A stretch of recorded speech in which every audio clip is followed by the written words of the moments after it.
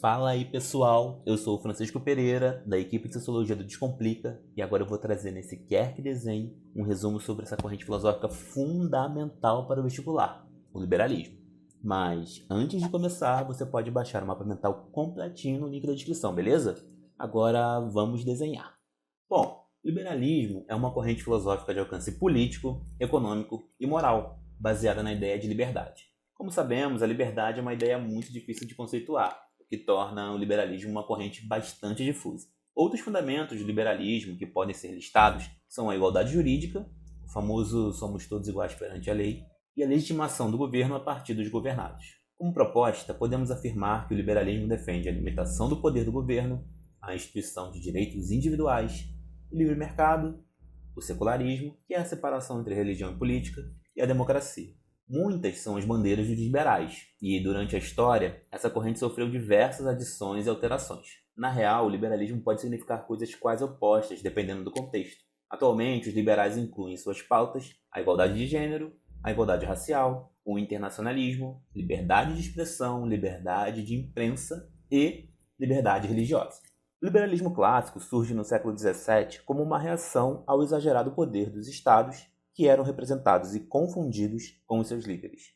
Esses regimes de poder dinástico ou imperial executavam uma prática econômica conhecida como mercantilismo, altamente criticada pelos liberais por limitar a livre iniciativa dos cidadãos e concentrar a produção de riqueza nas mãos dos estados. No campo da política, o liberalismo se contrapõe às tradições da Idade Moderna, como o privilégio hereditário, Estado confessional, monarquia absolutista e o direito divino dos reis. Essas características conferiam aos Estados nacionais, formados no período moderno, um grande poder. O líder podia dispor de virtualmente qualquer coisa, inclusive a vida e a propriedade dos seus súditos.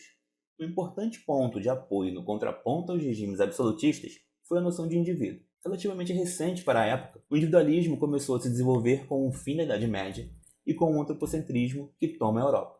Dá as caras já na Reforma Protestante, mas se torna hegemônico no Iluminismo. Em comparação, o sujeito pré-moderno existia apenas como parte de um todo, ao passo que o indivíduo moderno é um sujeito dotado de razão, guiado pela crença de que o ser humano poderia alcançar qualquer coisa desde que tivesse talento, vontade e inteligência.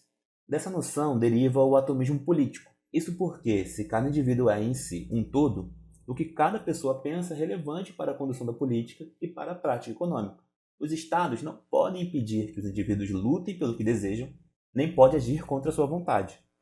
Assim, a legitimidade do Estado está ligada ao consentimento de seus governados, o que acaba por derivar para ideias como direitos básicos e participação política.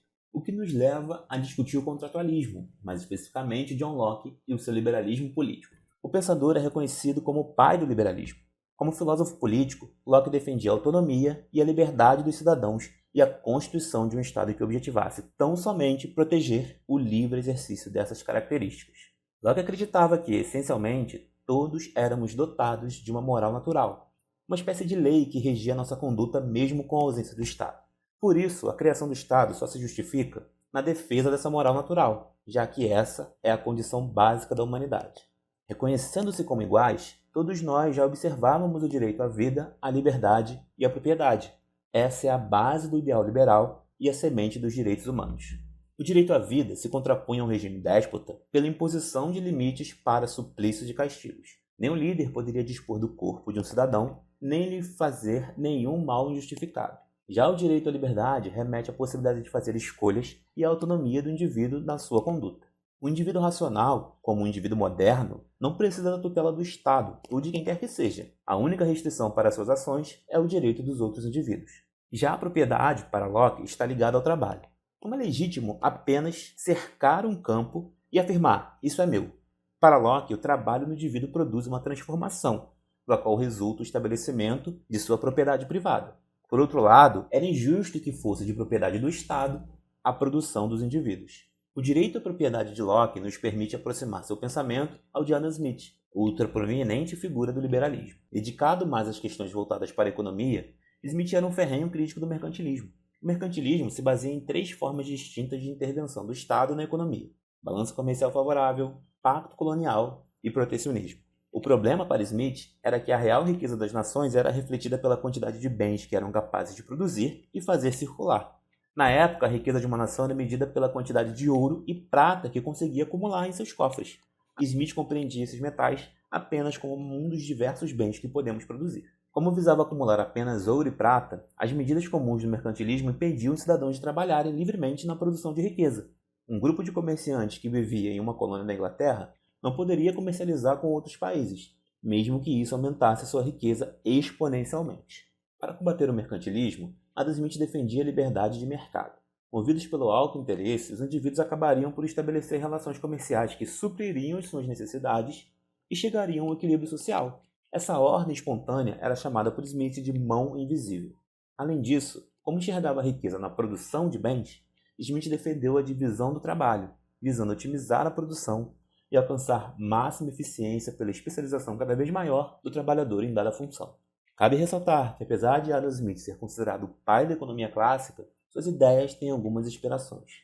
A principal delas é o pensamento dos fisiocratas, um grupo de economistas franceses que defendia a produção agrícola como fonte de riqueza das nações. Apesar de críticos às cidades e às indústrias, esses pensadores colaboraram com a noção de trabalho como única fonte de valor.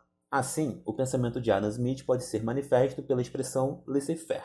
Essa expressão é parte da frase laissez-faire, laissez-aller, laissez-passer, que significa literalmente deixar e fazer, deixar ir, deixar e passar. O laissez-faire se caracteriza por defender o indivíduo como átomo social, a liberdade natural individual, a ordem natural como harmoniosa e autorregulada e a artificialidade do Estado e suas corporações que tendem a romper com a harmonia natural. Mas em que toda essa luta resultou? Resultou no modo de vida que vivemos hoje, horas. As revoluções gloriosa, francesa, industrial e americana são acontecimentos profundamente embasados no liberalismo. Como podemos observar, o principal legado do liberalismo foi a transição do poder absolutista para a ordem constitucional. Se hoje vivemos sobre o sistema capitalista como modo de produção, baseado na propriedade privada, como mercados de livre iniciativa e alguma possibilidade de mobilidade social, isso é consequência das reivindicações liberais. Todo o regime político representativo com tripartição dos poderes é inspirado nas ideias liberais. Em relação a esses regimes, podemos ressaltar ainda sua legitimação baseada no povo, a codificação das tomadas de decisão em leis previamente escritas e as constituições como parte desse legado. De fato, alguns críticos do liberalismo apontam uma contradição do período de seu surgimento. Muitos autores liberais eram indivíduos de também notável privilégio social, ou atuavam em seus negócios de maneira contraditória às suas propostas. Locke, por exemplo, era sócio de uma companhia que exportava escravos. John Caldwell Calhoun, filósofo político que foi vice-presidente dos Estados Unidos, conseguiu conciliar a defesa da liberdade e da escravidão, afirmando que a escravidão se baseava na autodeterminação e na superioridade dos homens brancos. Adam Smith, um ferrenho defensor do trabalho livre, conclui que é mais fácil acabar com a escravidão em um regime despótico. Essa contradição é um empecilho para o estabelecimento dos direitos individuais gerais. Ocorre que essa contradição está centrada na ideia de indivíduo. Durante a modernidade, a discussão sobre o que seria um ser humano, se todos somos seres humanos ou só os europeus, asiáticos, africanos, etc., rolou solta e muitos pensadores não tinham nessa época a mesma noção de humanidade que temos hoje. Nessa instituição dos direitos individuais, o conteúdo foi de responsabilidade dos autores que citamos, mas a forma é acreditada a Kant, que é considerado o autor liberal exatamente por pensar todas as pessoas como dotadas de racionalidade. Sua ética é baseada exatamente na liberdade, necessária para o exercício da racionalidade. Os direitos humanos, como um fenômeno universal, são propostos por Kant, que afirma em seu imperativo categórico que a humanidade nunca pode ser um meio para uma ação, mas sempre o fim. Direitos básicos, abrangentes e universais são a base do legado do liberalismo. Tendo sido experimentado durante bastante tempo em muitos lugares, o liberalismo, como corrente filosófica, teve a oportunidade de se atualizar. Uma dessas revisões é o neoliberalismo, que se constitui como uma releitura do liberalismo clássico o adaptando para o contexto do século XX. Os principais eixos do neoliberalismo são o Estado mínimo, as privatizações e o livre mercado. Entretanto, não vamos nos aprofundar nesse tema, porque temos um QQD especial só sobre esse assunto, esperando por você aqui no canal do Descomplica. Outra vertente do liberalismo na contemporaneidade é o liberalismo igualitário. A figura mais proeminente dessa proposta é o filósofo John Rawls, que busca na sua teoria sobre justiça equilibrar os princípios de igualdade e liberdade. Isso porque, após as experiências do século XVII e XVIII, o problema do poder exagerado do Estado era uma lição já aprendida. A liberdade passou a ser uma questão de exercício pleno da cidadania. Acesso à educação, saúde, trabalho, entre outros direitos que vão se somando aos direitos civis propostos por Locke. Rawls propõe que a liberdade só é possível em respeito às liberdades de todos. Além disso, a desigualdade só é possível apenas caso se materialize como uma vantagem para os menos privilegiados. Por exemplo, certos privilégios dos quais goza um juiz se justificam no serviço que presta à comunidade no seu conhecimento sobre a execução de leis, e se as oportunidades numa sociedade estiverem ao alcance de todos também. O pensamento de Rawls acaba por embasar um procedimento muito comum nos dias de hoje, a discriminação positiva. Esse procedimento constitui no tratamento desigual de pessoas desiguais, a fim de se respeitar o princípio da igualdade. Filas e assentos específicos para idosos são um exemplo dessa discriminação positiva.